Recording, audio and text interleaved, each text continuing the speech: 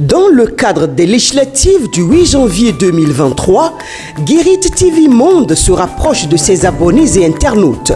Le leader des Web TV installe donc ses antennes régionales dans tous les départements du Bénin. Pour vos différentes activités, plus de soucis à vous faire. Pour plus d'informations, appelez le 229 91 19 10 10. Guérit TV Monde, le leader des Web TV.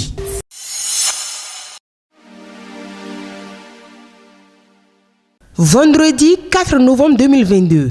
Amis internautes de Guérit TV Monde, bonjour. Le quotidien Matin Libre titre en manchette.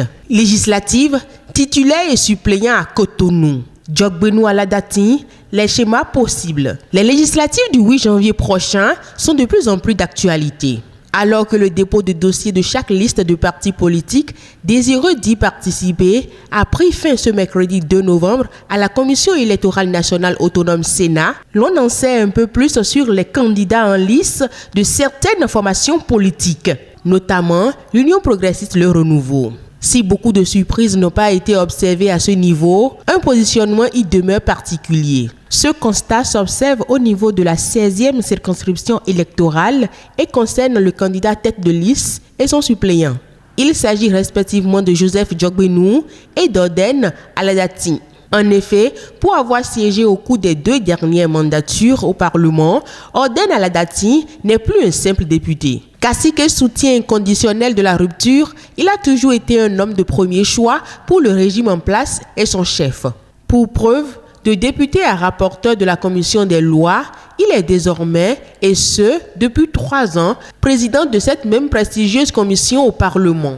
Mieux, alter ego de Joseph Djogbenou, dont il est le suppléant pour ses joutes électorales, il n'est pas pensable que ce juriste de formation dégringole dans le gotha politique actuel, lui qui est en plus parenté du chef de l'État. Autre titre affiché à la une de votre journal ce matin, crime contre les journalistes, 86% de taux d'impunité en 2022. Un appel aux gouvernants africains. La communauté internationale célèbre le 2 novembre 2022 la journée internationale de la fin de l'impunité pour les crimes commis contre les journalistes. Des manifestations commémoratives sont prévues à travers le monde. Et une fois encore, les statistiques restent alarmantes. Selon un rapport de l'UNESCO qui sera officiellement publié les 24 et 25 novembre prochains, le taux d'impunité mondial est estimé à 86% en 2022. Nous parlons culture à présent, fête identitaire Glehwehwe. Le compte à rebours a commencé. Le top lancé à travers un point de presse qui se tient ce 3 novembre 2022 au Centre des Jeunes de Ouidah. Du 3 au 11 décembre, cette rencontre séculaire mobilisera les filles et fils de Ouidah, les amis et sympathisants de Ouidah autour du thème Ouidah, terre écotouristique de diversité et d'opportunités. Le président du comité d'organisation de l'édition 2022, Sévé Adjovi, annonce une fête identitaire spéciale avec un menu riche en activités scientifiques, culturelles, sociales, ludiques, économiques. Il s'agit d'un rendez-vous culturel de taille qui fait chaque année de Ouidah un carrefour d'expression diversifiée en art. D'autres informations font également la une de votre journal Matin Libre. Soutenance de thèse à l'UAC. Mention très honorable pour Imoru Aoudou.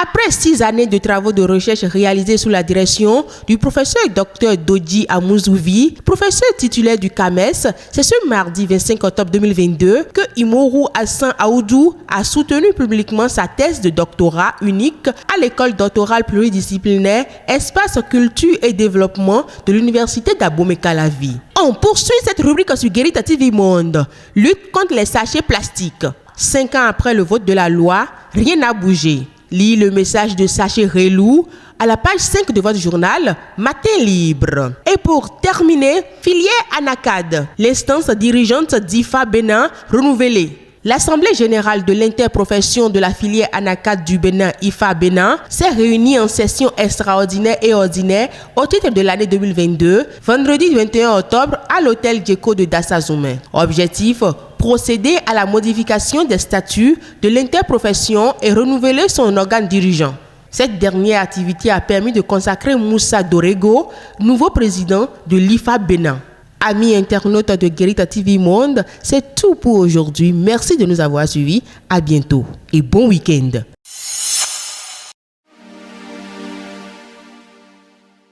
La pub, c'est tout de suite sur Guérit TV Monde.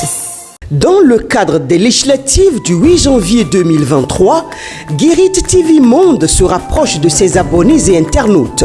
Le leader des Web TV installe donc ses antennes régionales dans tous les départements du Bénin. Pour vos différentes activités, plus de soucis à vous faire.